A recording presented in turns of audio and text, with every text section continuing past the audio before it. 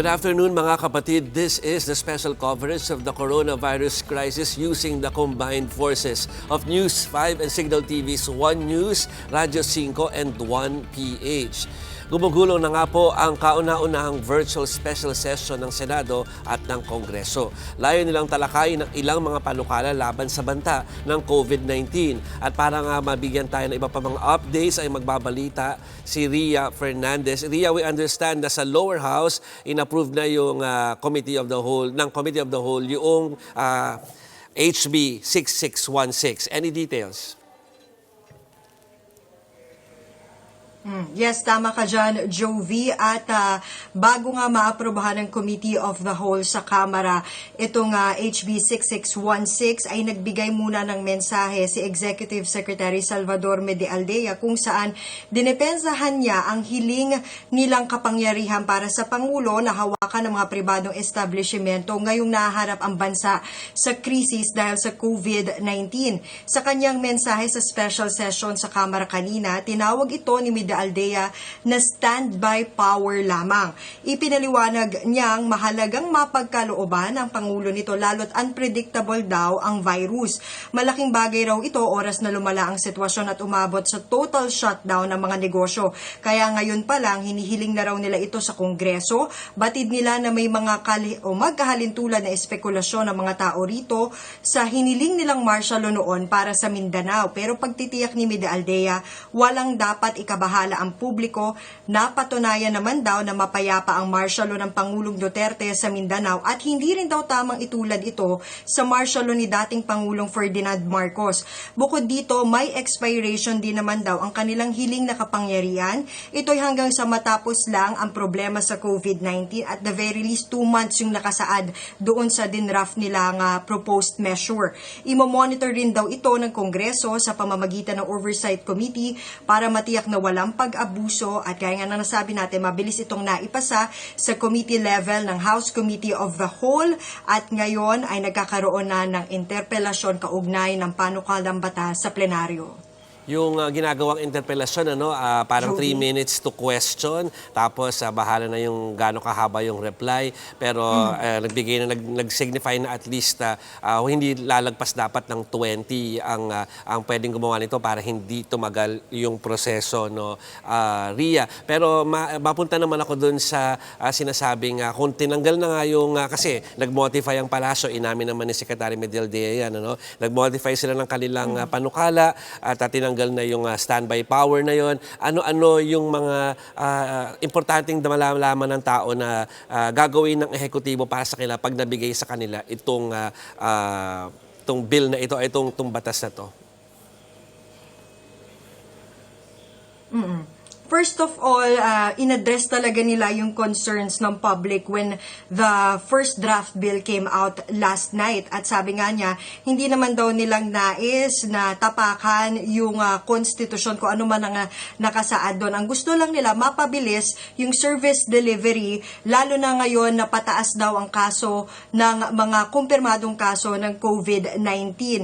Ang nais nila na mabigyan ding tulong yung mga kababayan natin na stuck na sa kanilang mga bahay, hindi na makagalaw dahil nga sa ipinatutupad na enhanced community quarantine. Partikular yung easement daw dito sa procurement process para mabilis daw sila makabili ng mga medical equipment na kakailanganin ng ating mga health worker at gayon na rin yung ayuda nila doon sa mga kababayan natin na talagang apektado nitong enhanced community quarantine. Tama, dahil talaga ang aim, sinabi nga sa atin ng mga kongresista, ay para wala nang rason talaga na hindi manatili sa kanilang mga bahay ang ating mga kababayan, lalo na pag lumala na talaga ang sitwasyon. Ria, mapunta lang ako doon, kakapakita lang natin nung split screen pa rin, via app nitong mga kongresista na dumalo by way of virtual participation. We all know na merong 20 na allowed na doon sa Congress or sa lower house, sa may batasan, pero yung iba ay virtual na. So actually, we all know naman na nag-move na si House Speaker kanina na yung quorum ay wag na daw pag-usapan kung nandiyan o nasa virtual yung mga boboto. Pero do we know for a fact na parang ganun na tama o marami ang mga nagpa-participate pa rin talaga mga kongresista kay virtual yan o doon sa physical para masabi na talagang represented ng husto ang Kamara? at ang mga distrito? All in all, sinasabi nila kanina, idineklara nila ang quorum kanina bago magsimula ng formal itong proceedings nila. 299 out of the 302 active members. 20 out of those 299, yung physically present, yan yung nakikita natin sa live stream ngayon na nasa loob ng session hall ng Kamara. The rest, yung 279, yan naman yung nakikita natin ifina-flash doon sa LED screen at nakikita rin sa mga live streaming natin na mga mukha ng mga kongresista na naka-online para makapag-participate nga dito sa special session. At minove na rin ni House Majority Floor Leader Martin Romualdez kanina para hindi na magkaroon ng anumang issue yung motion para mapayagang makaboto itong mga mambabatas natin na ang attendance ay virtually o naka-online sila or mobile. So, inadopt din ng mabilis yon ng lahat ng membro. And so far, active naman yung participation. Para lang maayos yung sistema nila, nakamute muna lahat ng mga mambabatas na konektado online para hindi magulo. So, magsasabi lang sila sa chat nila sa Viber group if they want to speak, if they want to participate in the debates or may manifestation sila. At saka, i-on ng authorized person yung kanilang mute button. So lumalabas na, kumbaga, combination of applications ang ginagamit nila, no? Iba pa yung nakikita natin on screen, tapos iba pa yung communication nila by way of Viber, which is good, ano, sabi rin nga ni Congressman Salceda Cabon, ano yan, palpak proof yan, just in case pumalpak yung pagboto by way of yung on-cam nila, ay meron pang way, ano, by way of Viber, ano, at saka magte-text din sila if ever para mabilis yung botohan na mangyayari, at saka yung roll call na sinasabi nila every time na meron silang aaprubahan ng mga measures. Aside from yung HB 6616, Ria, meron pa bang ibang nakalista o na nakailangan nilang i-discuss ngayong araw na ito? So far for this specific special session, ito lang talaga yung kanilang agenda. Maipasa ng mabilis itong HB 6616 o yung panukalang batas na mabigyan ng karagdagang kapangyarihan ng Pangulo para matugunan nga itong problema natin sa COVID-19. At inaasahan nilang matapos ang lahat ng ito hanggang sa maratipikahan bago mag-alas 12 ng hating gabi ngayong araw. Okay, standby tayo, Ria, sa ating pag-monitor ng sinasagawang session ngayon. Ano? Sa mga nanonood po sa atin na nakikinig ngayon, ang nangyayari na ipapakita namin na pagkatapos po nitong aming banter ni Ria ay yung nangyayari ngayong pagtalakay doon sa HB 6616. Kung nakikita nyo ay yung nagsasalita, kasi pagbibigyan po ang minority, ang majority at yung mga independents na magkaroon ng pagkakataong interpolate po at i-discuss yung mga contents nito. 3 minutes lang po ang bawat tanong, tapos may mga kasagutan para po maging mabilis ang lahat. At sinabi nga ni Ria na kapag ito ay na-discuss na fully, ay kailangan ng bumoto by way of the virtual vote na gagawin nila mamaya. So panoorin na po natin ang mga pangyayari o nangyayari ngayon sa lower house. Nakastate po yan, malinaw, when the public interest so requires, direct the operation of any privately owned hospitals, medical and health facilities, hotels, and other similar establishments po.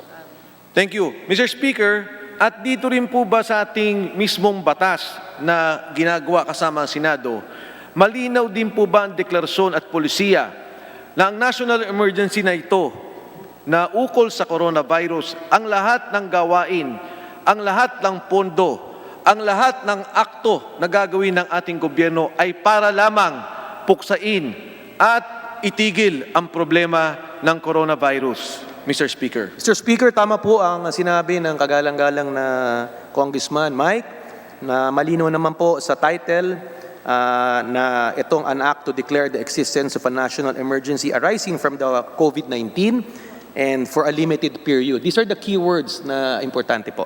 So ang ibig pong sabihin, pagka may isang hotel na biglang tinake over lang ang gobyerno pero hindi naman naaayon sa problema ng coronavirus, ito po ay hindi pwede, illegal at unconstitutional. Tama po? Tama po. Magkakaroon lang po sila ng authority to direct the operation, not take over po. Linawin po natin. The key words, direct the operation if there's a need. Alam mo, kung dumami na po yung PUI, PUM, importante po equipped ang ehekutiba na ng ganitong provision po ng poder po. Mr. Speaker, for the record, nung pong kapanahunan ng martial law sa Mindanao, ito po'y binanggit na rin ni Executive Secretary Vidaldea, nagkaroon ng martial law sa Mindanao. Ngunit yung karapatang pantao at mga agam-agam na problema, hindi po nangyari yan sa Mindanao under martial law, under the leadership of President Duterte. Tama po ba? Tama po yan. Nung alam nyo naman, nung pinopost yan sa Kongreso, maraming nagkaroon ng pag-iisip na magkakaroon ng abuso. Walang pang-abuso nangyari, walang korupsyon na nangyari. In-extend pa ng Kongreso ang power na yan sa martial law. Wala rin po. So maganda po ang track record ng ating ehekutiba. That's why importante na mabigyan sila ng authority ngayon dahil maganda po ang track record, lalong-lalo na po pag binibigyan sila ng extra powers or special authority po, Mr. Speaker. Nililinaw ko po to, Mr. Speaker, sapagkat kung titingnan po natin kung ano yung ating kinabukasan sa ilalim nitong emergency declaration ng ating Pangulo, meron na po tayong track record, martial law sa Mindanao. Yung pong sinasabi nilang problema sa human rights violations, yung problema sa pagpatay sa negosyo, at kung ano paman, hindi po nangyari. Kaya muli ko po itong binabanggit dahil ito po yung nabanggit ng ating Executive Secretary Vidaldea at ngayon po binibigyan panlinaw ng ating pong kasamahang si Deputy Speaker Villafuerte. Ngayon, Mr. Speaker, babalik po ako sa isang punto at ito po'y maraming katanungan ng ating mga kasamahan. Maging po sa Viber, sa video chat, at kanina po, napakaganda naman dahil nagkaroon ng sesyon ang ilan po sa atin, ang karamihan sa atin, kay Undersecretary Bayani Agbayani ng Finance upang ilinaw ang problema, partikular, ang Section 14 at Section 16 ng batas na ito. Ito po ay ukol sa budget. Ngayon, Mr. Speaker, uunahin ko po yung Section 14. Kasi ang sinasabi po dito, notwithstanding any law to the contrary, direct the cancellation of appropriated programs, projects, or activities of any agency sa ilalim po ng GAA. Nandyan po, may kopya po tayong lahat. Ang ibig lang po sabihin nito, ang ating gobyerno pwede niyang itigil at invento ang programa ng budget. Paglilinaw lang ha, Undersecretary Bayani Agabin. Ay, Agabin, I'm sorry. Thank you, Mr. Speaker. Ba't Bayani Agbayani ba nabanggit ko? I apologize, Mr. Speaker. But anyway, Mr. Speaker, that is my question. Please respond, good sponsor, because the time has already expired. Alam mo, yung importante, napaganda po ng punto ni Congressman Mike Defensor. Importante kasi at this time of crisis, ma-identify mo ano ba ang essential, ano ba ang non-essential. Meron mga budget items, for example, travel. Hindi po importante mag-travel ngayon. So yung pondo dyan, kung milyon yan, gawitin natin panglaban ng COVID. Marami dyan na mga non-essential na pwedeng ilagay. So we need to give these powers and authority to the executive so that they have the flexibility and authority to deal with the crisis. So importante po, Section 4, nakalagay, paragraph 14 na sinabi po ni Congressman Mike Defensor. Ito po isa sa mga importanteng provision na kailangan para talagang mabigyan ng ngipin itong panukalang ito. Mr. Speaker, dahil maikli na lang po ang oras ko at kanina naman po ipiniliwanag to, imamanifest ko na lang po. Unang-una po ipiniliwanag ng ating executive officials na ang budget na pagkukunan ay tatlong bagay. Of course, ang GAA, ang special purpose funds at ang mga pondo ng GOCC. Partikular na tinitingnan para sa problemang to. Your time is expired. Yes, Mr. Speaker. Gusto ko lang po linawin sa GOCC kukunin 175 billion at doon po sa Treasury 100 billion. Sa ngayon, wala pang tatamaan sa inapprove po nating budget. At ito pong pondong to ay gagamitin sa pagkain, partikular sa pang-araw-araw ng mga tao upang wag nang lumabas at di na rin magutom. So with that, Mr. Speaker, Section 14 and Section 16, we have been assured that that is legally feasible and will stand in court. If ever there will be anyone who will question this in the Supreme Court, the Executive Department is ready for this, and this is a well-studied bill proposed Majority before Leader. us. Thank you, Mr. Speaker. Thank you, the Honorable Privileged Speaker. Majority Leader. Thank you very much, the Honorable Michael T. Defensor. I'd like to recognize the Honorable Senior Minority Leader, Congresswoman Janet Garin of Senior Iloilo. Minority Leader Honorable Janet Garin from the province of Iloilo is recognized to interpolate the good sponsor. Maraming salamat po, Mr. Speaker. Distinguished Chairman, I would like to take off from the interpellation of the Honorable Mike Defensor. Kanina po sinabi niya, ang dami po ng haka-haka, takot, mga kwento na hindi naman dapat sa nangyayaring panahon nito. Ang dami pong nananakot na magkakaroon ng takeover ng mga pribadong kumpanya. At sinabi nga ng ating chairman, hindi po ito totoo. May posibilidad sa iilang pribadong hospital at iilang hotel na kakailanganin kung malawak pa ang tamaan ng COVID. Mr. Speaker, distinguished chairman, ang ibig po ba sabihin nito para bigyan ng otoridad ang ating gobyerno na gumastos ng pera kahit ito'y pribadong ospital at gumastos ng pera para ibigay sa isang private hotel at gawing quarantine center dahil po sa ating batas, ang pwede lang gastusan ng pampublikong pera ay government facilities. Ito po ba ang nakasaad sa House Bill 6616? Very clear po dun sa section 4, paragraph 4, yung word na direct operation. So, importante kasi, for example, libo na po ang PUI, PUM, at lahat ng government facilities, kung nga rin, nagamit na po ang hospital, even yung mga eskwelahan na na-convert into PUI, PUM centers, kailanganin na po ng ating gobyernong gamitin ng private. Yan po ang objective na itong provision na to. Regards to your concern, all public funds spent will be within, for example, COA rules. So yan po, asahan po nyo, susundin po yan, hindi tayo lalabag sa batas. Thank you for that, Mr. Speaker. Mr. Chairman, klinaklaro ko lang po.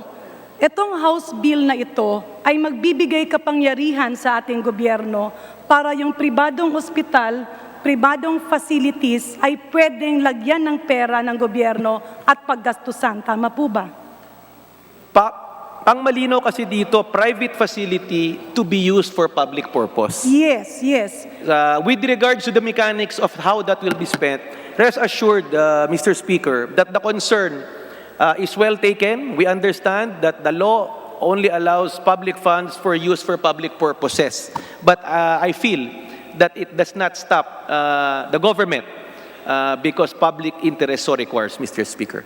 Mr. Speaker, kasama rin po dito yung pondo na pangangailangan para i-disinfect yung mga pasilidad na ito at walang dapat ikatakot yung ating pribadong sektor.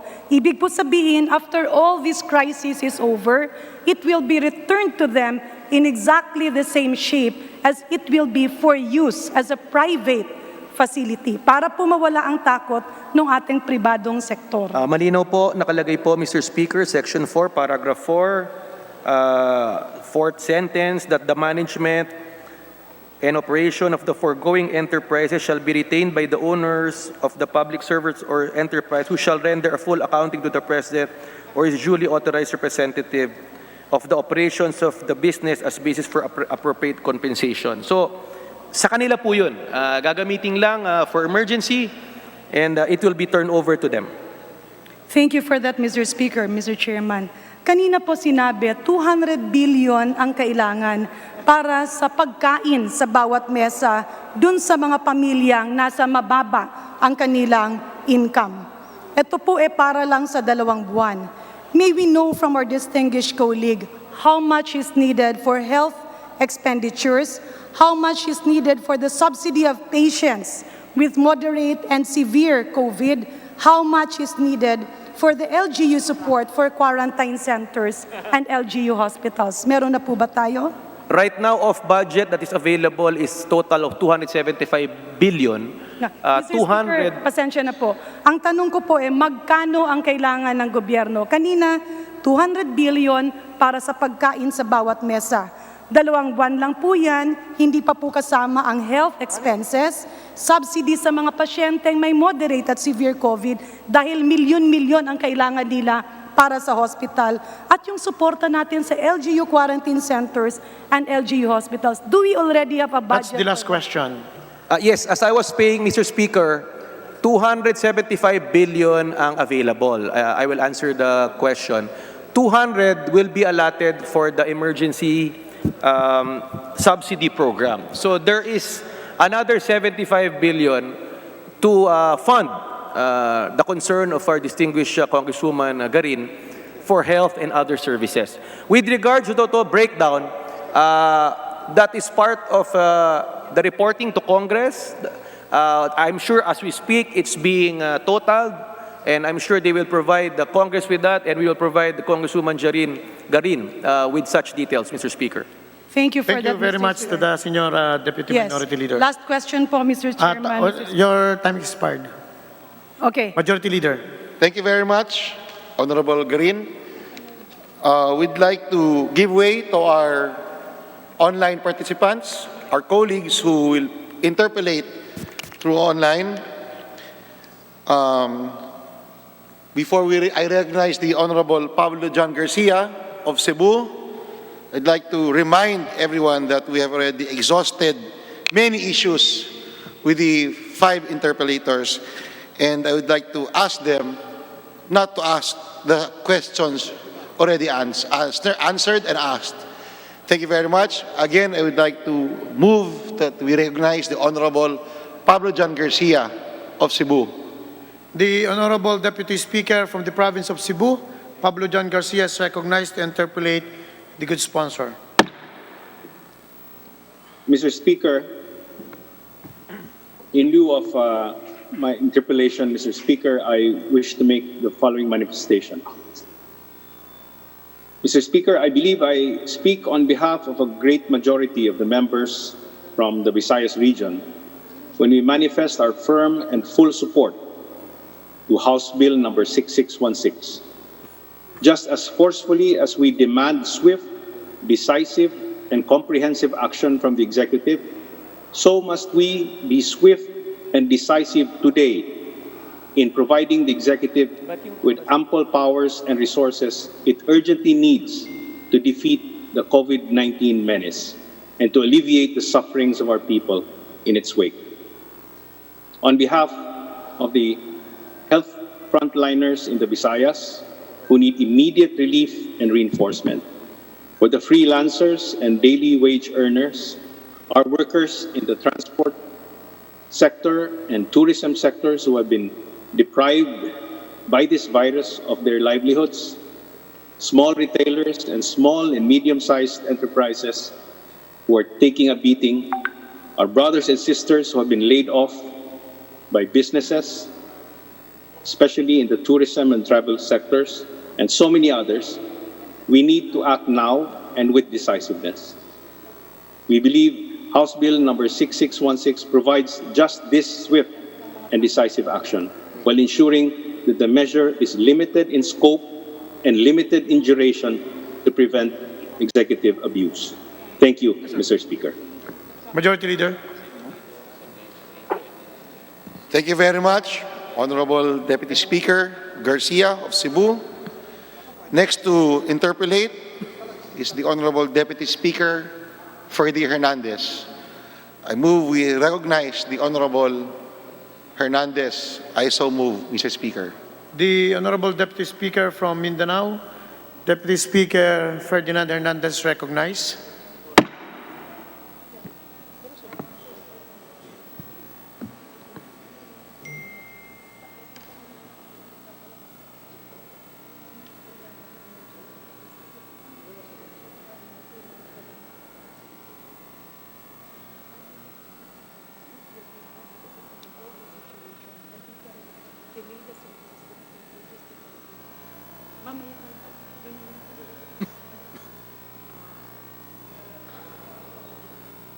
Walang mic, nakamute.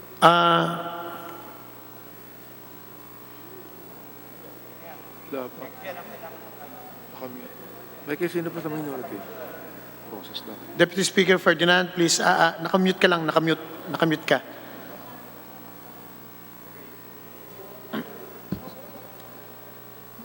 Nakamute pa rin. Sandali lang. Mr. Speaker, I move to Can you hear me, suspend for a Mr. minute. Speaker? O sige, proceed. Okay na? Okay. Proceed, please. Mr. Speaker, in lieu of my interpellation, I'd like to make a manifestation that I can proudly speak majority of the Mindanaoans right now, which we are in a desperate situation considering that until now, we have no testing kits, we have no laboratory tests. We need augmentation as far as the local government units. We need all the support, and we are in a desperate situation.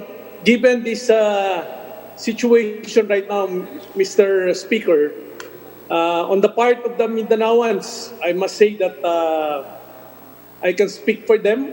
I manifest my support for the We Heal as One Act 2020 of the majority.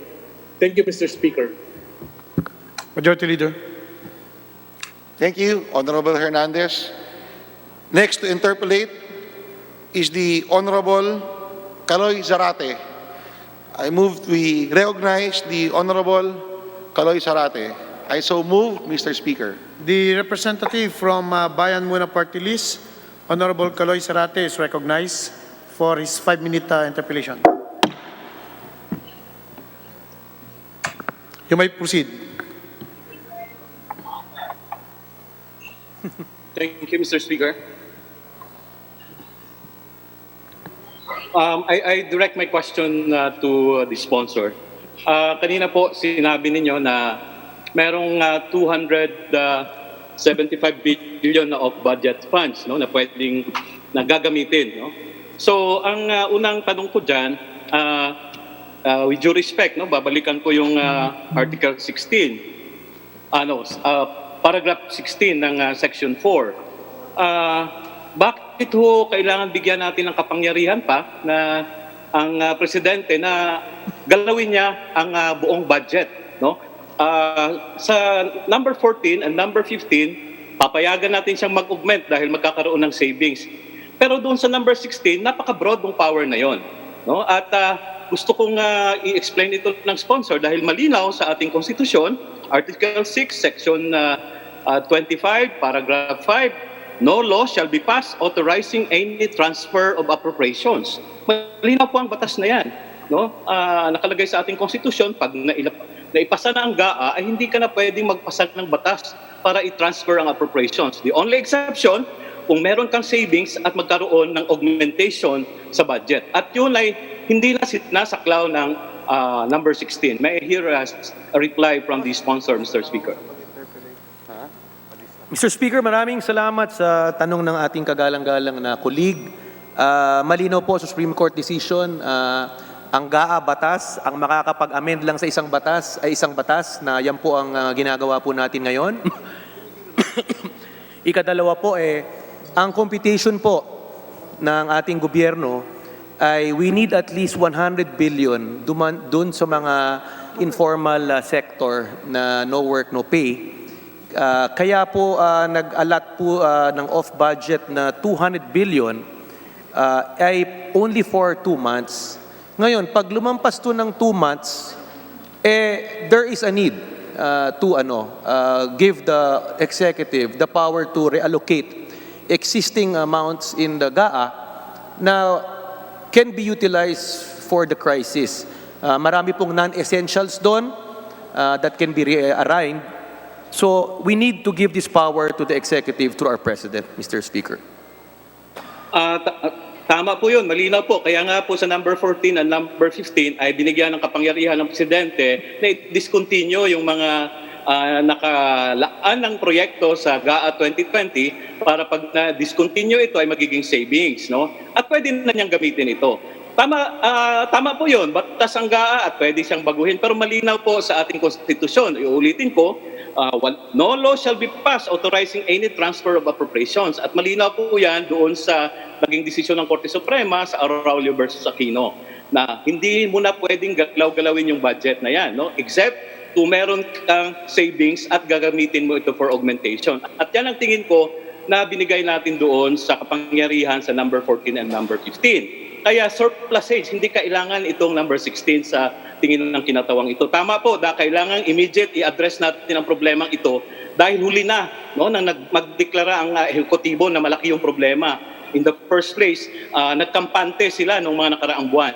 Kaya kailangan maghabol tayo. Pero sa paghahabol po natin, kailangan nakasunod naman ito sa ating saligang batas. Mr. Speaker, ginawang sponsor. Sunod ko pong punto doon sa usapin ng effectivity. Sinasabi po natin, kung tama itong hawak kong version ngayon na 2 buwan, at it may be extended, depende sa tingin ng Presidente, kung andyan pa yung calamity. Sa tingin po natin uli, ay merong problema rito dahil Last 1 minute. malinaw naman, tatapusin ko lang po, malinaw din po ang sinabi sa Article 6, Section 23, Paragraph 2, no, na if we give the President powers, such powers shall cease upon the next adjournment of Congress. No? So hindi ho natin siya pwedeng bigyan ng unlimited power. No? Kung mag-adjourn na ang Congress, anumang kapangyarihan na binigay natin sa kanya dito sa batas na ito ay dapat tapos na rin pag nag-adjourn ang Congress. May we hear a response from the sponsor, Mr. Speaker? Mr. Speaker, while I totally respect the statements and valuable inputs as laid out by our honorable distinguished congressman, we fully understand the concern. And however, nagkaroon na pong pag-aaral ang ating mga kapwa congressman, ang ating mga legal luminaries. We feel that the bill is constitutional.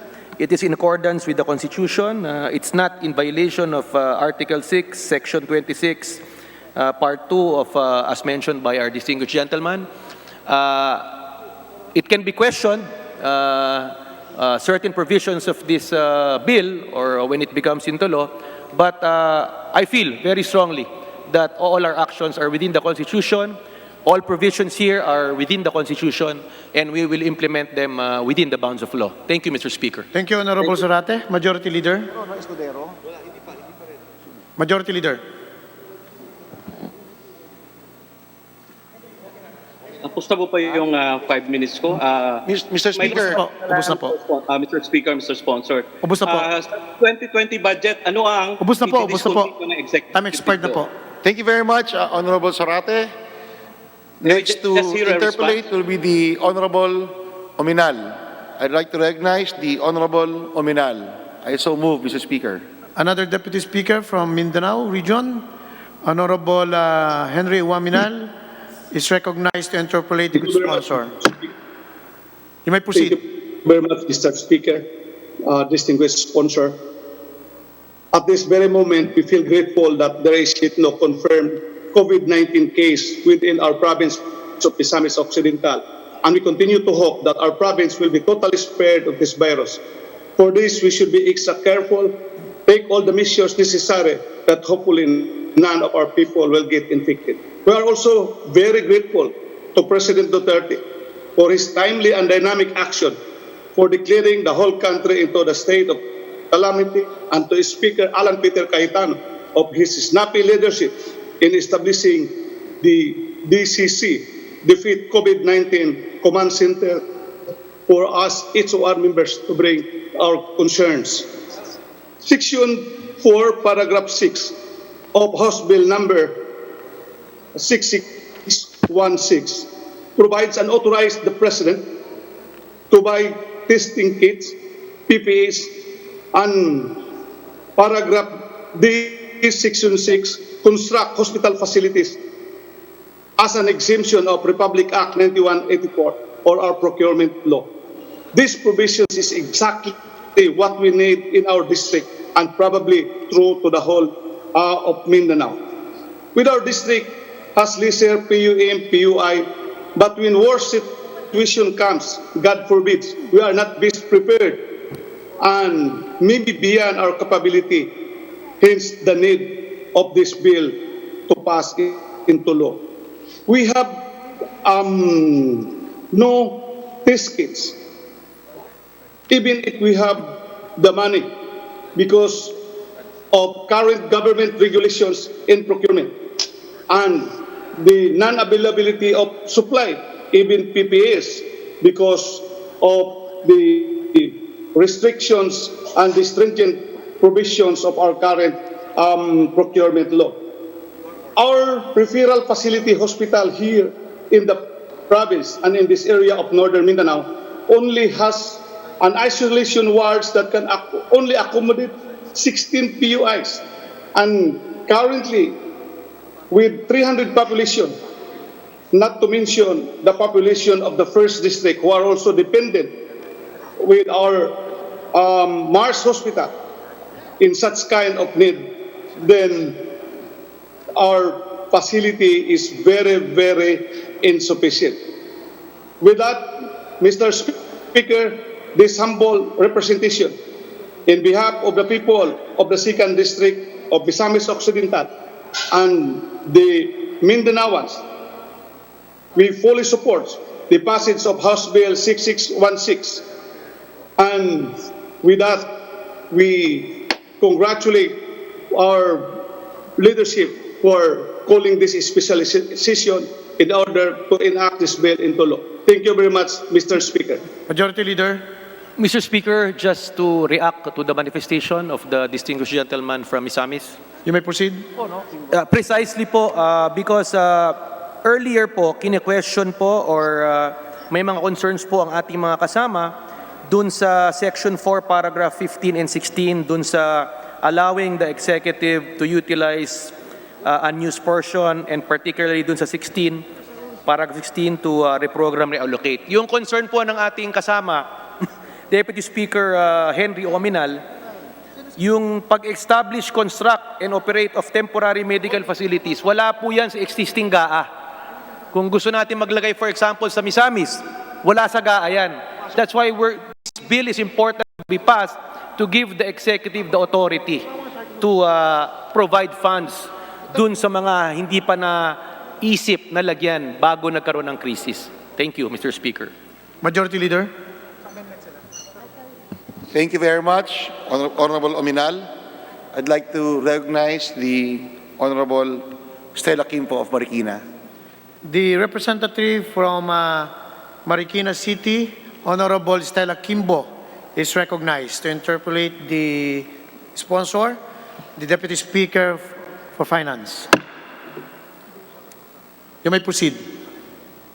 Mr. Speaker, will the good sponsor yield to a few questions? Yes, opo. Mr. Speaker, nabanggit po kanina ng ating sponsor na kailangan talaga natin ng malaking pondo para po contain ang spread ng virus. And he mentioned specifically that we need something like 75 billion pesos for our immediate health needs. Kasama na rin po dyan ang social amelioration. And this is precisely why nandiyan po ang Section 4, Item 14, which allows the President to mobilize resources as needed. So my question, Mr. Sponsor, is the following. Does the bill contain sufficient guidelines or limits so that only what is needed will actually be utilized? Thank you, Mr. Speaker. The concern is valid. The guidelines, of course, will be laid out after this bill has been passed into law. Again, as part of the oversight power of Congress, we will make sure that all concerns and na mga ating kapwa congressmen and women, concern ng ating konstituente ay may sama po dyan sa guideline na yan. Again, on Section 5, there's a creation of an oversight committee which will make sure that the guidelines are within the bounds of law, the guidelines are implemented at the soonest possible time, the guidelines are attuned to the needs of the crisis. Thank you, Mr. Speaker. That's good to hear, Mr. Sponsor, Mr. Speaker. Sana naman po dun sa guidelines na yan, masama na rin po ang preliminary estimate of the budgetary requirement. So let me move on po to my next question. The bill grants the power to cancel projects. So ang tanong ko lang po, may we know if there are criteria for canceling projects? Sorry, pakiulit po, Mr. Speaker. Ito pong bill po natin grants the power for the President to cancel projects. So may we know po if there are any criteria for the cancellation of projects? Definitely, they have to set the guidelines, parameters. Particularly, of course, ang main concern is to defeat this COVID virus. Yan ang pinaka-primordial concern ng bill na to. It's in the title, it's in the policy. We're giving them the flexibility. But again, it should be directed, all fund disbursement should be directed in tackling, defeating this COVID-19. Thank you, Mr. Sponsor. So siguro naman po, kasama din po dyan ang criteria para po sa reprogramming, reallocating, pati na rin po ang realignment. Tama po ba? Yes, as laid out in Section 4, kasama po yung reprogramming and realignment po, based on the necessity and the need to tackle the crisis, Mr. Speaker. Thank you po. Yun na lang po ang aking mga questions. Huling manifestation na lang po.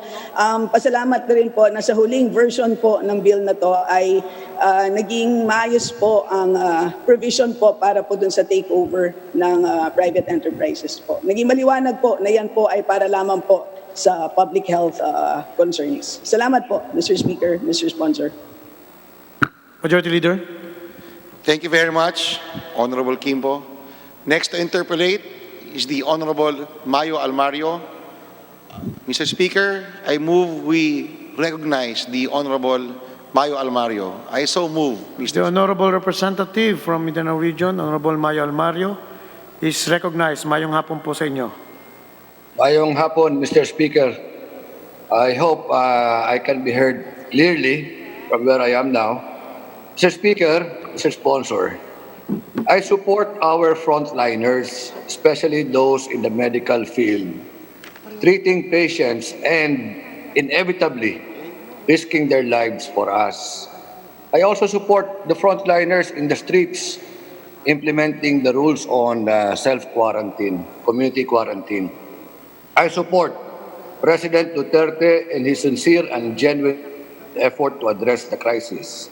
In behalf of my constituents in the 2nd District of Davao Oriental, I support House Bill number 6616. Now, Mr. Sponsor, let's go back again to Section 4, number 14 of Section 4.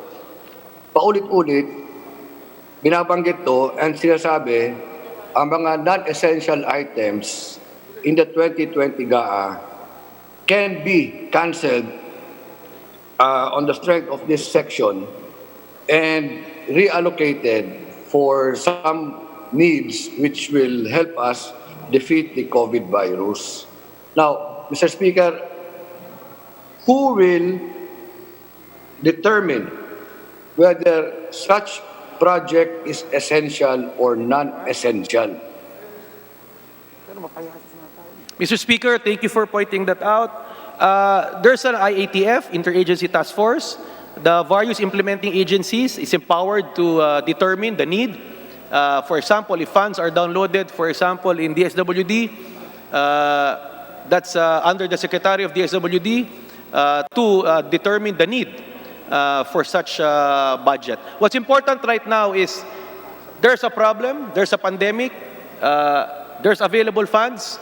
All we need to do is give the Executive Department the authority to use these funds to deal with the crisis. As mentioned by Deputy Speaker Ominal earlier, kung kailangan biglang magtayo ng emergency facility sa kanyang probinsya at wala po sa budget yan, that is the problem we're trying to solve with this measure, giving the President and the Executive the authority to realign and use it to fight this crisis, Mr. Chairman. Mr. Speaker. Mr. Speaker, just an input, no? Kunwari na lang for discussion purposes. There are big-ticket projects which are funded but not yet started. Example, for discussion again, if the Davao-Samal Bridge is already funded for 2020 and it has not yet started, obviously, then yung mga ganyan ang pwede nating realign for the purpose of this bill. Let us not touch, hopefully, on the much-needed projects in our respective districts. Kunwari, patubig na 5 million, baka magalaw pa yon. Sana hindi na. No? And, Mr. Speaker, let me go on that Section 14, to synchronize it with Section 16, the wording as used to augment the allocation for any item for support, operation, etc. must be amended at the proper time to read as to augment the allocation and or to fund any item to support. Kasi pag sinabi natin augment, as we know it, it's only if there is already an existing allocation. That's when we augment. Ang sinasabi ko, let's also put there to fund new items if necessary. Thank you, Mr. Speaker. Maganda po ang mga punto na ni-raise ng ating distinguished gentleman from Davao. Of course, that will all be part of the guidelines that will be set by the executive. Alam po namin ang concern nyo. But of course, just to reiterate, right now may pondo. We give them the authority to utilize it para labanan ng virus. Then in terms of hierarchy and needs na tinatanong po ng ating mga kasama, of course, at this time, ang mga importante po ay kalusugan, kabuhayan. Kung may pondo to deal with the kabuhayan, kalusugan, kapayapaan, gagamitin po dyan yan. But so far, funds for infrastructure and other projects, wala pong planong galawin yan at this time. And hopefully, this virus will be minimized, if not defeated at the soonest possible time, especially if our mga kababayan mag-cooperate sa enhanced quarantine. The target for this is 2 months, can be extended unless necessary. But if you all cooperate, bigyan natin ng armas ang gobyerno, lalabanan to, and we will move from there. Thank you, Mr. Speaker. Thank you. Your time, Honorable Almario, has lapsed. Thank you very much. Majority Leader. Mr. Speaker, next to interpolate is the Honorable Gentle Lady, Arlene Brosas. I'd like to recognize the Honorable Brosas for her interpellation. I so move, Mr. Speaker. The representative from Gabriela Party List, Honorable Arlene Brosas, is recognized to interpolate the good sponsor.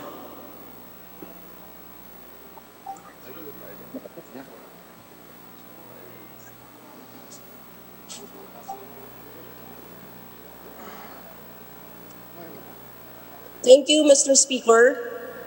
Thank you, Mr. Speaker. Ilang katanungan lang po sa ating good sponsor. You may proceed.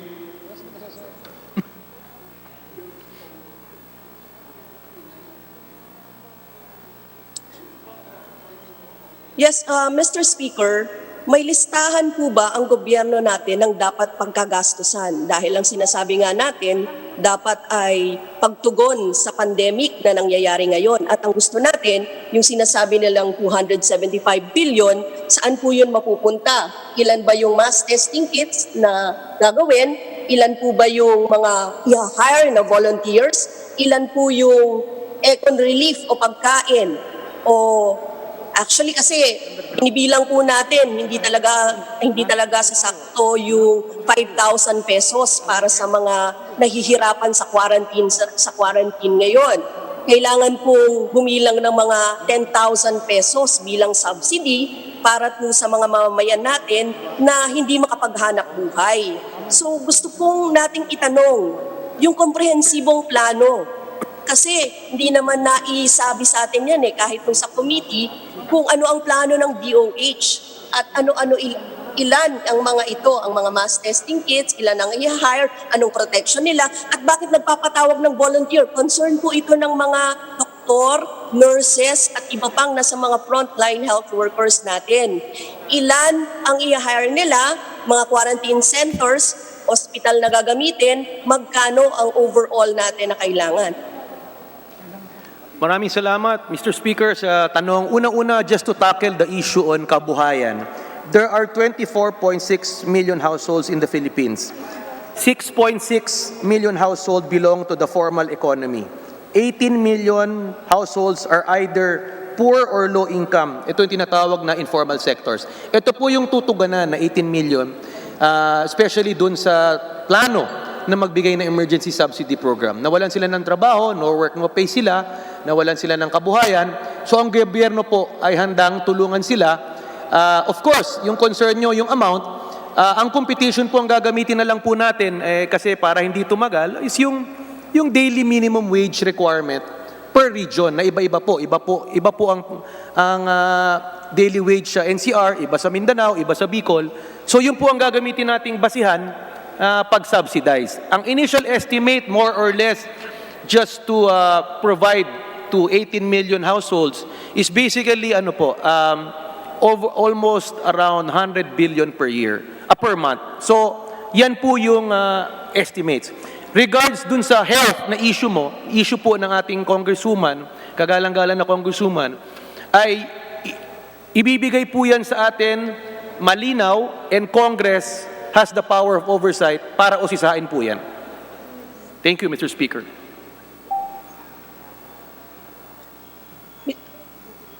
Mr. Speaker, mayroon po tayong 18 billion na pondo ng gobyerno para sa Universal Healthcare Program. Under the 2019, 197 billion ang ating unprogrammed funds. Magkano yung natira dito? Hindi ba't malaking pondo ito na pwede nating gamitin? Actually, nilagay nga natin sa particularly sa military and sa police, yung Oplan Tokhang at iba pa na mga iba't ibang mga pinaglagakan ng pondo natin ng 2019 and 2020. Bakit hindi po ito nakasasapat ngayon para mag-respond sa COVID-19? Mr. Speaker, unang-una po, yung... The current national budget, ano po? Mr. Speaker, unang-una po, lahat ng available funds, i-utilize yan.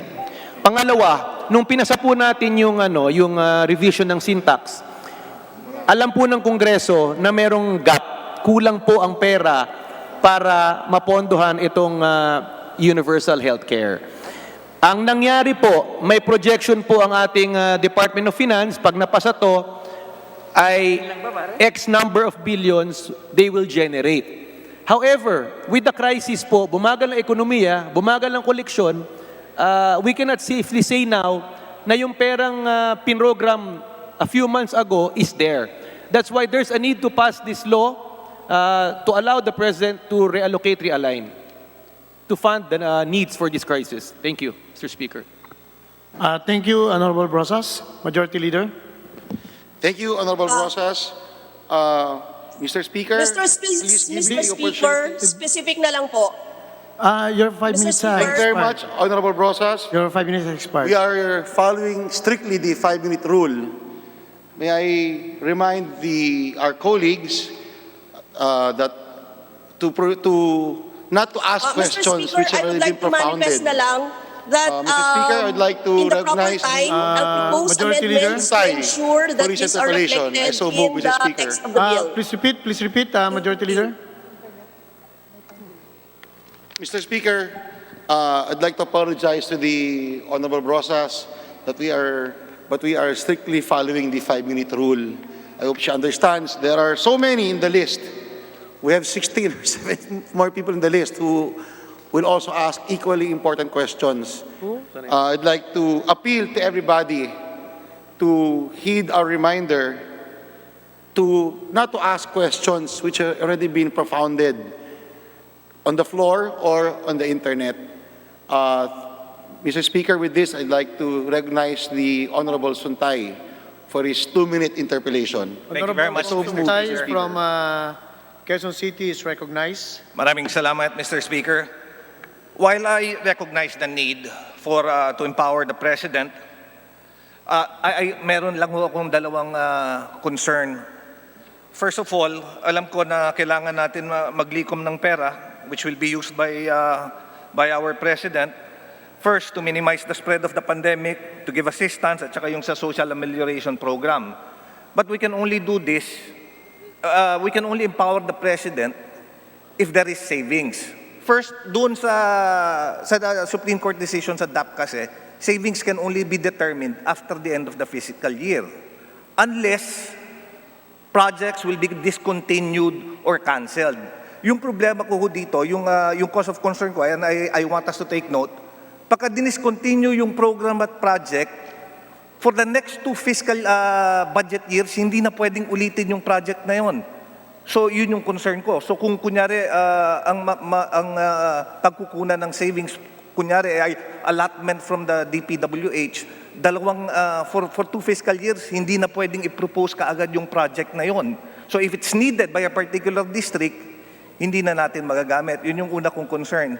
Yung pangalawang concern ko ho, nakita ko, as I mentioned, these are all for social amelioration program. Pero pagka humaba pa ho itong usapin na ito, yung problema natin with regards to yung coronavirus, we would also need to have a package to support yung mga SMEs natin, which was not considered dito sa batas na ipapasa natin. There is no economic stimulus package which has been included. Paano po yun? First of all, we'd like to assure our distinguished colleague from Quezon City that money will be dispersed within COA rules, within the Constitution. Secondly, these are uncertain times. We cannot really predict when this will end. All we need to do is plan, act, and pray that this will be defeated soon. That's why there's really a need for this law to be passed at the soonest possible time. Because you are correct, Mr. Speaker, tama po siya. Wala pa nga yung economic stimulus package dito but which I think will follow. However, in order to have a package, you need to give the President, through the executive, the power to realign. Because when we pass the budget, we did not take this in consideration. So again, these concerns will be addressed. As soon as these bills are passed, becomes into law, I think most of these concerns are already in the minds of our top leaders in the country, especially our President. Thank you, Mr. Speaker. Okay. Thank you, Mr. Speaker. As I mentioned, I'm very supportive of this proposed bill. Pero kasi dito sa bill na ito, meron tayong management team which is being created kung saan magre-report yung executive department.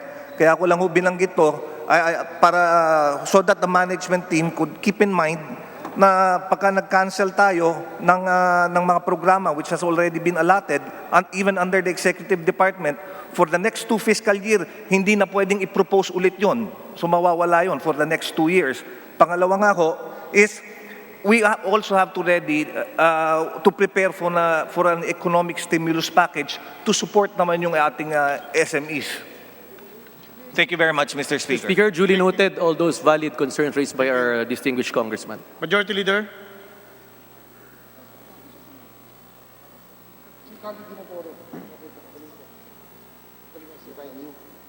Majority Leader. Thank you very much, Honorable Suntay. I'd like to recognize the Honorable Divine Yu, Mr. Speaker. Honorable Divine Yu is recognized. Good morning po. Good morning sa lahat. May I ask, Mr. Speaker, if hindi pala nakasama yung public utility companies dun sa Section 4,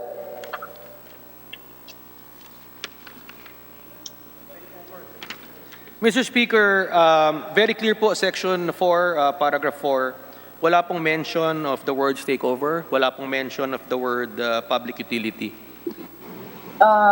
so with that, Mr. Speaker, I just would like to manifest our concern here in Region 9, specifically in Zamboanga del Sur. Kasi po, it seemed okay kami kasi no positive sa COVID na individual. But the real problem is yung mga samples namin, swabbing samples, hindi pwedeng ipadala dyan sa Manila because we have no flight here in Region 9. And when I talked to the AFP, sabi yung C-130 schedule would be on March 25 pa. So, with that, Mr. Speaker, I think it would be,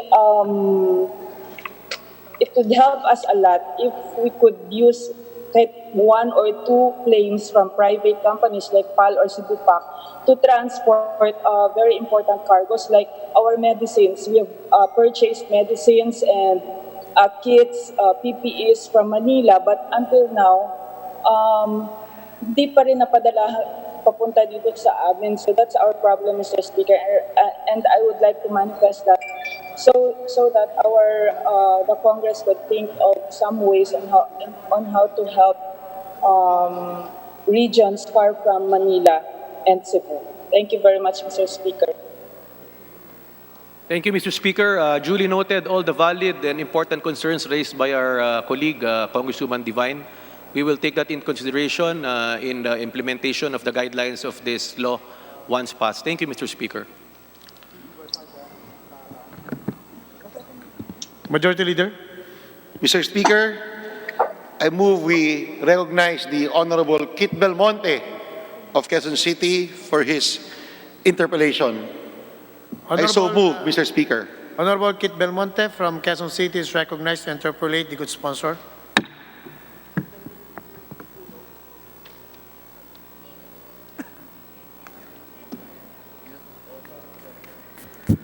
Mr. Speaker, move for suspension. I think nakamute po.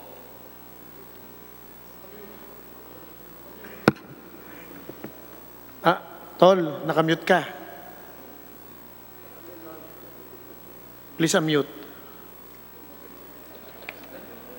Yun. Okay. Okay, you may proceed.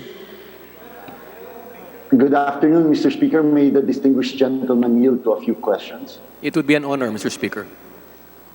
Thank you very much, Mr. Speaker. As most of my colleagues know, nandito po kami sa hot zones. Halos 2 barangay ko ay mataas na po yung cases. Ang unang concern ko po, Mr. Speaker, ay yung kwento po ng isang kapitan ko na sobrang dedicated supporter ng gobyerno at ng mga kailangan gawin. Nagpapakamatay na sila sa ground for the past 2 weeks para i-enforce yung community quarantine, i-locate at i-isolate yung mga PUI at PUM, mag-disinfect, magpakain, mag-deliver ng pagkain. Pero dahil sa halos imposibleng ma-enforce doon sa mga depressed communities na dikit-dikit ang mga pintuan, napakalaki ng mga pamilya, kabit-kabit at unsanitary mga conditions, hindi ho nila napa-perfect. Kahapon po, may nagsumbong na pumunta daw sila sa barangay hall, hindi sila nakatanggap ng pagkain at across the street ay may nagsuway sa kanya. Nagsumbong po yung tao at ang napagbintangan ay ang aking barangay captain, and hindi lang po siya napagbintangan. Publicly po siyang nakastigo ng isang USEC po ng ating gobyerno. My question po, Mr. Speaker, is hindi ho ba under Section 6 of our bill, hindi ho ba siya maapektuhan dito? Lalo-lalo na ho yung dulo which says na perpetual disqualification na napakagaling na public servant dito. Dahil lang doon sa intriga na yon, nadali na ho siya. And paano ho yung mga nagkakalat ng mga fake news na yan? Saan sila masasakop dito sa bill na to? My first question, Mr. Speaker, Your Honor. Mr. Speaker, magandang punto po yan. Unang-una, ina-acknowledge natin ang mga frontliners, kasama po dyan ang mga barangay captain na naghihirap, nagpupuyat para ma-implement po lahat ng guidelines as laid out by the IATF. Malino naman po sa Section 6 kung sino po ang pwedeng kasuhan. Yung na-point out po ng ating kagalang-galang na congressman from Quezon City, wala naman pong batas na nilalabag ang kanyang ginagawa. So we encourage these LGUs to continue what they're doing. Just follow the guidelines as laid out by the IATF. Just follow the local government code. Just follow the law. And I think ang tao dapat talaga ang ma-encourage magdisiplina at sumunod sa kautosan nito. At lahat ng mga LGU kasama ang kapitan, they are empowered to instill discipline dun sa mga lumalabag. Thank you, Mr. Speaker. Thank you for that, distinguished sponsor. Ang point ko lang po is, doon sa mga depressed communities na dikit-dikit po talaga, halos impossible kasi ang iinit ng mga bahay, naglalabasan pa rin sila paglagpas ng mga tanod. Technically, and yung mga kailangan kumuha ng pagkain, lumabas, technically, pag tinignan po natin yung mga guidelines, pwede na rin sumabit yung mga nag-e-enforce kasi hindi nila ma-perfect ito. Ano yung protection ko para sa kanila, Mr. Speaker, Your Honor? Well, naintindihan po natin ang problema sa NCR, dikit-dikit ng bahay. Sa aming probinsya, isang bahay, 1 kilometro. So I think the executive branch knows these problems and concern. Kasama po natin dito ang Secretary of the LG, nakikinig. Ay importante lang po, sundin yung guidelines as Basta hanggang kaya nila, sundin nila yun. At this point, talagang dapat talaga, we should really stay in our homes. Di ba sinasabi nga, a lot of our frontliners are staying out so that we can stay home. So siguro as much as possible, as much as practicable, sundin na lang po natin ang guidelines and protocols. Thank you po, Mr. Speaker. 1 minute. Yes, Mr. Speaker. Sinasabi ng WHO, World Health Organization, na ang kailangan natin ay test. Naintindihan ko yung mga binibigay nating powers, emergency powers. Tingin ko, kailangan naman po talaga kukunin yung mga ospital, pag kailangan yung mga public utilities. Pero ano yung malinaw na plano? For example, kailan po natin masasabing magagawa, mai-implement yung test? Kasi parang ang pakiramdam namin dito sa ground, halos lahat PUM na o PUI kasi hindi naman namin matetest. Mr. Speaker, Your Honor. So, we're giving all the budget, kinukuha niyo yung budget, sabi niyo, i-implement, sundan ng local government yung mga batas, yung mga rules and regulations. Pero, anong linaw po nito? For example, yun, kailan yung test na may implement? Anong timeline nito, Mr. Speaker, napakaganda po ng punto. Yan po ang gusto marinig na ating kababayan. Dati po, RITM lang ang nag-umpisa po ang testing center. Magandang balita po. I think the government has laid out, as per the DOH, 15 na po ang magiging testing center. Kasama na rin po dyan ang Bicol Medical Center sa Camarines Sur, sa Bicol. So, tinutugunan po yan. Ang kailangan lang po natin kasi maintindihan itong virus na to, kahit na 100 po ang testing center ngayon, kahit i-test po yung 100 million Filipinos ngayon, hindi po ibig sabihin na pag tinest sila ngayon, next week, hindi sila pwede magkaroon. So I think non-stop po ang demand and need for testing. Ang importante lang po, ang dapat i-test lang talaga, yung talagang meron symptoms. Ngayon, kung may available, bigyan sila sila ang bibigyan ng pansin. Kasi just to reiterate, I can be tested now and I'm negative, but tomorrow I can be positive. So I think what's important again is for people to stay in their homes to minimize the spread. Yan po naka-importante po. Thank you very much, Representative Belmonte. Majority Leader. Mr. Speaker, I move we recognize the distinguished Deputy Speaker from my hometown of Pampanga, the Honorable Aurelio Don Gonzales, for his interpellation. Representative Deputy Speaker from Pampanga Province, Honorable Aurelio Don Gonzales, recognized. Thank you, Mr. Speaker. Thank you, Mr. Sponsor. Well, I will just combine my manifestation and interpellation to the good sponsor. Based on our consultation or our medicine group, meron lang po akong manifestation na kasi we have to be transparent. Yung COVID-19 and the PUI, halos pareho na lang po yan. Kailangan the Department of Health sabihin na po kung ilan yung positive at ilan yung PUI. Ganyan po kasi yung nangyari sa Kuwait at Italy. Number 2, we need millions of testing kit for PUMs, PUI, COVID positive patients. Each patient needs more than one testing kit to monitor the progress. We also need isolate the quarantine this patient in our facility, not to send them home. Number 3, kung pwede po, yung mga ospital sa government, which is ginagawa na po to sa probinsya namin, sa Pampanga, i-separate po natin yung COVID-19 at saka yung mga PUIs and government and private para separate na lang po sila. Para ma-entertain po natin yung mga ibang may sakit sa puso, diabetes, hindi naman related sa COVID-19. So the focus of the bill should be on the health care that provides and even private hospital. The government should tap university also, base the professor consultants, the retired doctors, retired medical professionals, and if allowed, the foreign medical consultants. Like for example, in UST. In UST po kasi, mayroon tayong magaling na infectious consultant. Ang pangalan niya po yan, if I'm not mistaken, Doktora Angeles Alora. Yan po yung magaling. Kung magagawa po natin yan, bawat pribado, kunin po natin yung mga consultant. According to the USD doctor, the COVID plus 19 will continue to spread. Kakalat pa po yan. At lalong-lalo na to adopt the strategies of other countries. In New York and California, completely locked down their respective states. So, in the name of transparency, the Department of Health should release the data of PUIs and COVID. So, on that, Mr. Speaker, we are on the difficult times, even more difficult than war. The President is the most informed in our country.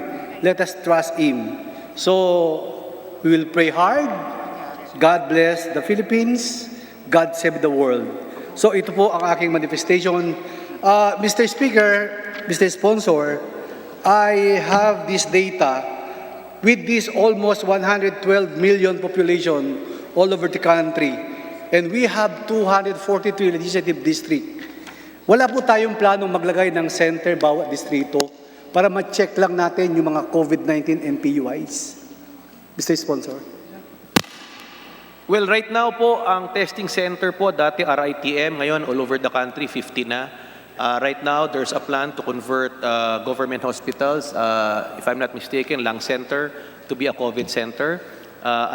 Private hospitals are volunteering to treat COVID patients. Again, yung issue po ng ating distinguished gentleman from Pampanga, we will take that in consideration, but putting up testing centers or isolation centers per district, again, needs funding. That's why there's really an urgent need to pass this measure as soon as possible so that all plans, programs in tackling this virus will be funded. Thank you, Mr. Chairman. Mr. Speaker. Thank you, Mr. Speaker, Mr. Sponsor. Last 1 minute. I have my data for the total number of employees. Ito po bang ginagawa natin? Ilang ahensya po to? DOLE, Department of Health, DA. Ano pa po ba ang covered ditong batas na House Bill 6616, Mr. Speaker? Mr. Sponsor. Well, wala pong nakaspecify dito which implementing agency, but just to start, siguro DSWD is mandated, of course, to help the poor, the indigents in crisis. Palagay ko, kasama po dito yan. Ang Department of Labor and Employment, meron silang programa na tupad, nagbibigay ng kabuhayan, na hanap buhay, income sa mga tao. Palagay ko kasama yan. Ang iba't ibang ahensya po are free to submit whatever needs, funding requirements they need, subject of course to the guidelines, and of course make sure that these are programs that will tackle the COVID.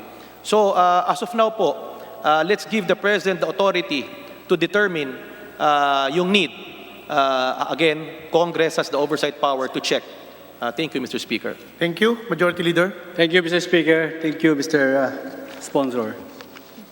Mr. Speaker, I move that we recognize the Honorable Ferdinand Gaite for his interpellation. So moved, Mr. Speaker.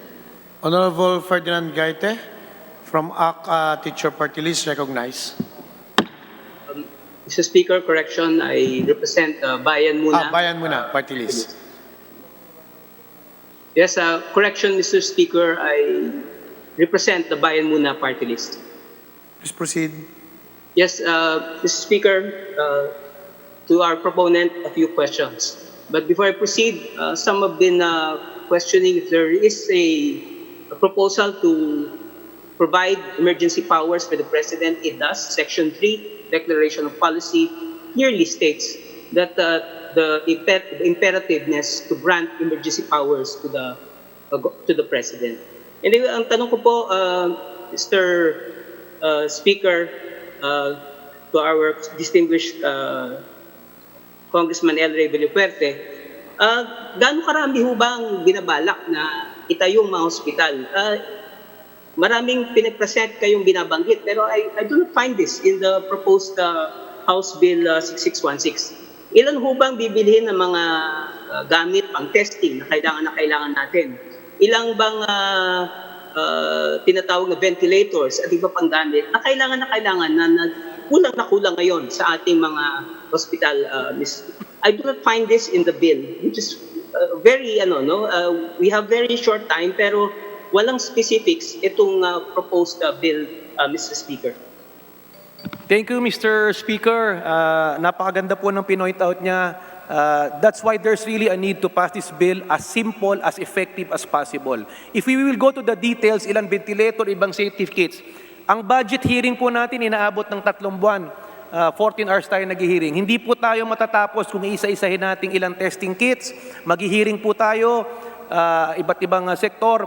Palagay ko ang importante is empower the President, give him the authority. We trust him, he has his officials with him to determine what is needed. Papasok po to sa guidelines. Ilan, magkano, which again will be within the guidelines, and Congress has oversight powers over this. Thank you, Mr. Speaker. Thank you, Mr. Speaker, Your Honor. But on the other hand, our Constitution also already provides for measures in which the President can utilize a large chunk of our approved GAA for 2020. Balikan lang natin, we have a 4.1 trillion budget approved for 2020. Ibawas na natin dito yung ilang items, yung tinatawag na sa constitutional commissions at iba pa, isama natin ibang funds. Doon sa 4.1 trillion, we have about 1.75 trillion that we can already utilize even without these special powers, even without these emergency powers. Gamitin lang yung provision ng ating saligang batas, mas malaki pa yung inaasahan natin maibigay para sa ating mga mamayan sa panahon na kailangan natin ang mga benepisyo at serbisyo nito. Hindi lamang sa paggamot, hindi lamang yung testing, hindi lang yung treatment, hindi lang yung tracing, pati yung iba pa, rehabilitation, which has already affected our economy, yung ating micro small enterprises, yung ating mga manggagawa na wala ng trabaho, hindi lang aabot ito ng 2 months, baka mas mahaba pa. Walang details, hindi natin makita dito sa provision na ito. And kailangan na meron ng details. Paano natin makikita ito ngayon sa panahon na kailangan natin, sinasabi nyo, na aprubahan natin ang naturang panukalang batas? Mr. Speaker, Your Honor. Thank you, Mr. Speaker. Ang sinabi po ng ating kasama po, our distinguished gentleman, Congressman Gaite, tama po siya. Sinabi po niya na ang 4.1 trillion budget may available po na 1.7 na pwedeng gamitin. Talaga pong gagamitin yan. Pero balikan ko po, yung 3.4 trillion, yun po isa sa mga pwedeng i-realign, i-reprogram. And we should give the President, the executive branch, the power to realign, reprogram this based on the need, based on the crisis. Again, if we uusisain po natin itong isa-isa, ay hindi po tayo matatapos, baka tapos na po ang krisis, yung tao na, di ba po ang hiningi ng tao natin ngayon, immediate action. So that's what we're providing with this bill. Thank you, Mr. Chairman. Last question. Mr. Chair, yes, ang punto ko lang po, there are provisions in our Constitution which provides checks and balances on how such funds can be utilized. Article 6, Section 24, number 5, nabanggit na po na no law shall be passed authorizing any transfer appropriations. Pero mismo sa ilalim ng executive branch, ang Pangulo ay pwedeng gumamit ng napakalaking pondo. Ito yung tatawagin na nating war chest to address the concern or issue. So we believe merong mga provisions na unconstitutional dito sa binabanggit na panukalang batas. At in the appropriate time, kami po ay magre-rehistro ng aming mga tindig na dapat yung bigyan ng focus.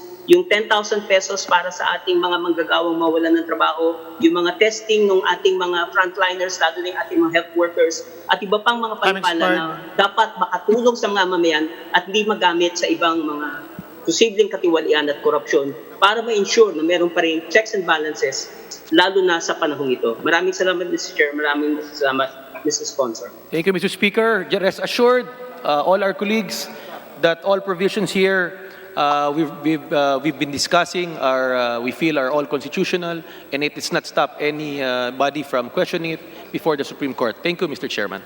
Majority Leader. Mr. Speaker, I move that we recognize the Honorable Khalid Dimaporo for his interpellation. So moved, Mr. Speaker. Honorable Khalid Dimaporo is recognized for his interpellation.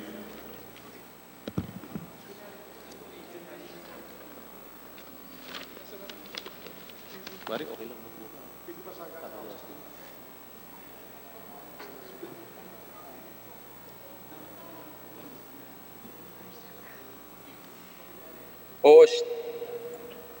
Hello. You may Hello? proceed. You may proceed. Hello. Test. Yes, Mic yes. test. Mic test. Please proceed. Please proceed. Test. Mic test. Hello. We can hear you. Okay. Does the honorable gentleman, will he yield to some questions from this representation? It would be an honor, Mr. Speaker. Thank you, Mr. Speaker. My concern is actually quite personal. And first, I'd like to acknowledge the hard work of all our leaders there in Congress for working together with the executive in coming up with a bill that will be our response against COVID-19. Now, I'd like to state for the record, from my understanding, 3 out of the 4 first COVID-positive patients in Mindanao are actually Muslims. And my understanding also is that in the fight against COVID-19, the Department of Health recommends cremation to prevent the further transmission of COVID-19 if a patient dies from the virus. Now, in the case of Cagayan de Oro, patient 40 died in CDO, and he was a Muslim. And there was a compromise between the DOH and the family that that person, the patient, be buried in accordance to Islamic rights and principles. Now, my concern is to the author, Mr. Speaker, is in regards to the intent of the bill. Now that we're giving extra authority to the President, is it going to be extra strict compliance in terms of, for example, cremation, should the patient die from COVID-19? And secondly, what's the intent of the authors of the bill? Is there any, can we get on the record whether or not our religious practices will be acknowledged and even protected? That's my first question, Mr. Speaker. First of all, religious curtailment is not is guaranteed within our constitution. It will be followed. What's happening now, for example, kung may namatayan, is there are certain protocols to avoid to ensure the safety of our people. But let me assure our colleagues that all religious practices, of course, will be respected within the protocol set. For example, right now, pinagbawal po ang large gatherings, so they can do online worship. With regards to burial and others, it will still be respected, but within the protocols po. Again, religious and others types of worship will be respected. Thank you, Mr. Speaker. Mr. Speaker, I'd like to thank again Deputy Speaker El Rey for that answer, and that's a piece and at least reduced my anxiety.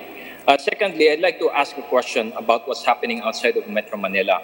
There's localized quarantine, closure of local boundaries, and individual local executive orders. Does the extra powers that we're giving to the President override the local government code, and to what extent? Not to override, Mr. Speaker. The local officials should strictly follow the local government code, number one. They should strictly follow the guidelines set by the IATF. The problem is some local government misinterpret the law, misinterpret the guideline. So this has to be cleared. The executive has direct supervision and control over LGUs. What this empowers the executive is to align the guidelines. Kasi, for example, meron isang probinsya na naka-lockdown na, yung munisipyo gusto rin mag-lockdown and it affects the flow of goods and services, then the executive can step in. Because it might be contrary to the, number one, protocols. It will be contrary to the flow of goods and services. So what basically the LGUs are, what powers they have now, they continue to have it. The executive has direct supervision over them through the DLG. Siguro with this special authority, mas malinaw po sa ating mga LGUs na lalo nilang ipatupad ang protocols at ipatupad nila ang nasa local government code. That's basically what they need to do. Thank you, Mr. Speaker. Time expired. Mr. Speaker, Time just expired. as a follow-up, I'd like to point out Section 6 or penalties so that it will be made very clear to the municipal mayors or the local chief executives that should they violate or extend what the national government allows, because with what we're passing here today, they would be liable for certain penalties such as disqualification from office. I hope the good Deputy Speaker El Rey can clarify this, and that was my last question. Thank you, Mr. Speaker. Yes, malinaw po kasi may guidelines ng IATF, dapat sundin po nila yon. Kasi for example, may balita na nagbebenta ng mga pass. Unacceptable yun, illegal yun, di ba ho? Then secondly, may order rin ang IATF, kung mag-i-issue man sila ng pass, dapat siguro ibahay-bahay.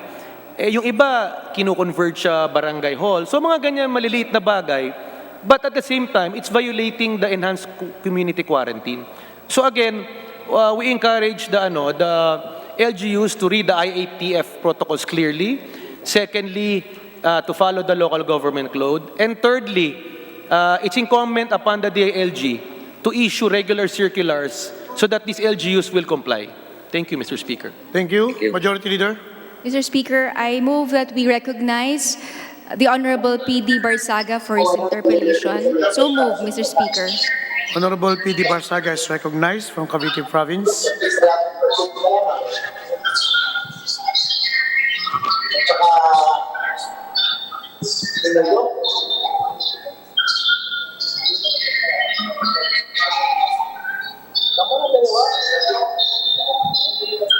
Honorable P.D. Barsaga is recognized.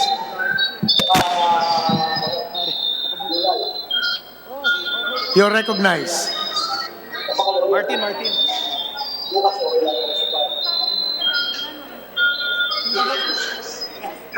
You are now recognized, Honorable P.D. Barsaga from Cavite Province. You may interpolate the good sponsor. Teka lang, sir.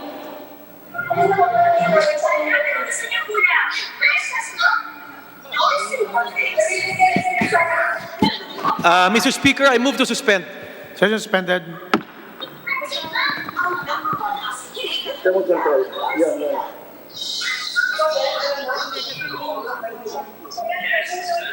Cut the video. Hindi, kahit na.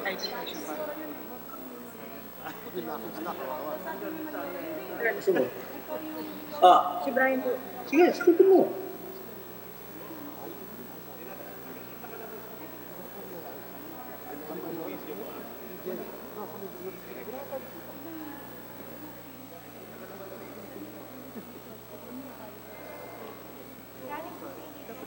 Boss PD, it was your turn.